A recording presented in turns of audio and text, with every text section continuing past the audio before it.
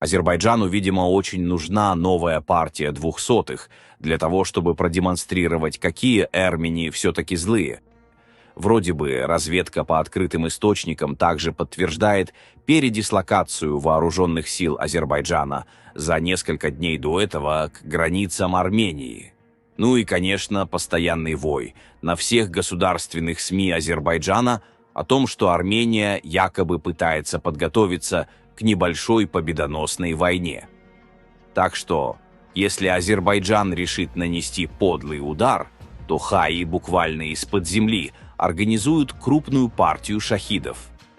Отметим, что ряд азербайджанских телеграм-каналов продолжает распространять утверждения о том, что Армения готовится к агрессии, ссылаясь на укрепление армянских позиций.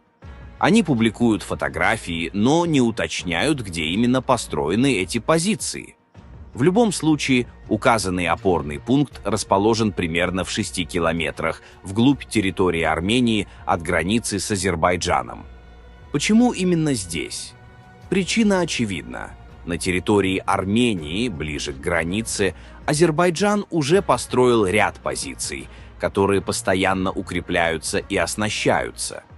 Это демонстрирует, что Азербайджан не собирается покидать оккупированные территории Армении, а наоборот, расширяет свое военное присутствие. Но что ожидали в Азербайджане? Что Армения должна встретить оккупацию своей территории с цветами и конфетами? Эта ложная азербайджанская пропаганда направлена на то, чтобы скрыть собственную военную активность, выражающуюся в масштабном строительстве укреплений на оккупированных территориях Армении, что фактически свидетельствует о подготовке к собственной агрессии. Эти пропагандистские мероприятия преследуют цель отвлечь внимание от реальных угроз, которые представляют опасность для безопасности региона. Армения, как независимое и суверенное государство, имеет полное право осуществлять любые действия на своей территории, направленные на обеспечение безопасности страны. Безопасности, которая уже неоднократно нарушалась и может быть нарушена исключительно со стороны Азербайджана.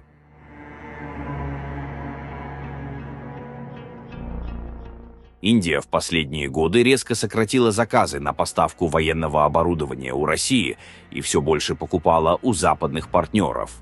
Планы Индии и России по совместной разработке и производству вертолетов и истребителей были отложены некоторое время назад. Заморожены и обсуждения аренды у Москвы атомной подводной лодки для обучения индийского экипажа. 2 боевых корабля и ЗРК С-400, заказанные Индией еще до начала вторжения России в Украину, единственные изделия, которые Индии осталось получить от России.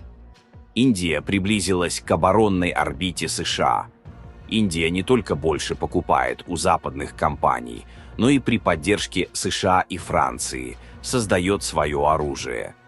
Российское оружие зачастую дешевле западного, однако нуждается в частом ремонте. Это делает его менее привлекательным и более дорогим в долгосрочной перспективе, отмечает Bloomberg со ссылкой на анонимного индийского чиновника. Ах, вот почему в российской пропагандистской сфере все индийское оружие, купленное Арменией, является бракованным. Отметим, что недавно российские аккаунты запустили пропагандистскую кампанию против сделки по поставке оружия между Индией и Арменией. Эти российские утверждения о том, что индийские артиллерийские системы не могут действовать на территории Армении, не только вводят в заблуждение, но и не заслуживают доверия. Индийские артиллерийские системы, особенно реактивные системные залповые установки «Пинака» и гаубицы «Атакс», проходили испытания в гораздо более сложных условиях, чем те, которые в Армении, где температуры могут меняться, но не достигают экстремальных значений. Заявления о неудовлетворительных результатах современного индийского вооружения являются частью широких попыток дискредитации индийского оборонного экспорта в Армению и реакционным шагом нанесения ущерба растущему влиянию Индии в регионе и расширяющимся оборонным связям с Арменией.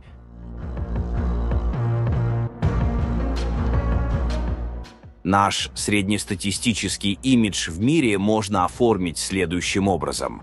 Мир воспринимает нас как нацию, жертву. Это итог моих впечатлений. В целом, тот месседж, который мы хотим направить миру, о том, что миссией нашего правительства мы считаем преодоление положения нации жертвы. Об этом заявил Никол Пашинян в парламенте Армении. В нашей реальности эта повестка не нова, вне зависимости от того, насколько она была сформулирована.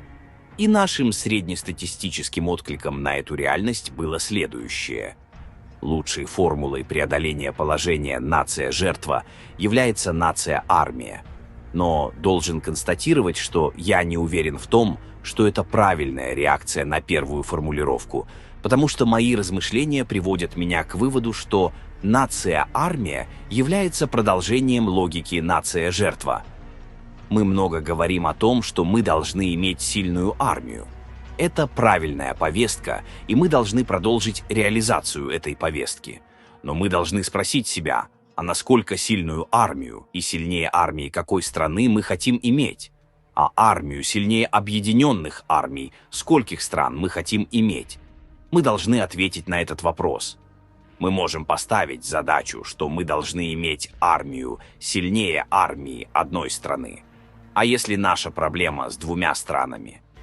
Хорошо, мы можем поставить задачу иметь армию сильнее объединенной армии двух стран. А если окажется, что у нас проблемы с 3, 4, 5 странами? А если выяснится, что наши проблемы связаны не только с нашими врагами, но с нашими друзьями? Насколько сильную армию мы должны иметь? Я говорю это, анализируя наши проблемы, в том числе наши собственные ошибки. Но я не хочу, чтобы мы оказались в тупике. Я предлагаю и решение. Я говорю, что нам нужно избрать другую логику – логику государства. Государство, которое действует исключительно, только и только исходя из собственных интересов. То есть государство имеет конкретную, международно признанную территорию, конкретную зону ответственности и действует только и только в соответствии с интересами этой зоны ответственности. Главный уполномоченный по делам диаспоры Республики Армения Заре Синанян всеми возможными способами поддерживает связь с представителями сирийской армянской общины с целью получения информации о ситуации, сложившейся в результате военной напряженности и, соответственно, оказания возможной помощи. В беседе с корреспондентом Арменпресс Заре Синанян уточнил, что хотя средства связи и не работают должным образом, они стараются поддерживать связь всеми возможными способами.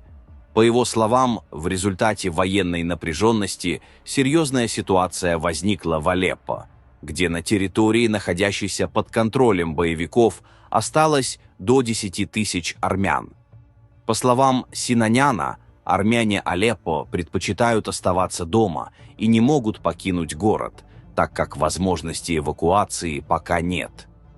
В результате продолжающихся военных действий в Кесабе, в Дамаске, сложилась непростая ситуация. Сирийским правительственным войскам не удалось остановить продвижение боевиков. По словам главного уполномоченного, ситуация в Латакии относительно спокойная. Тем не менее, даже в тех городах, где ситуация относительно спокойная, местные армяне беспокоятся за своих родных в населенных пунктах, оказавшихся в поле военных действий.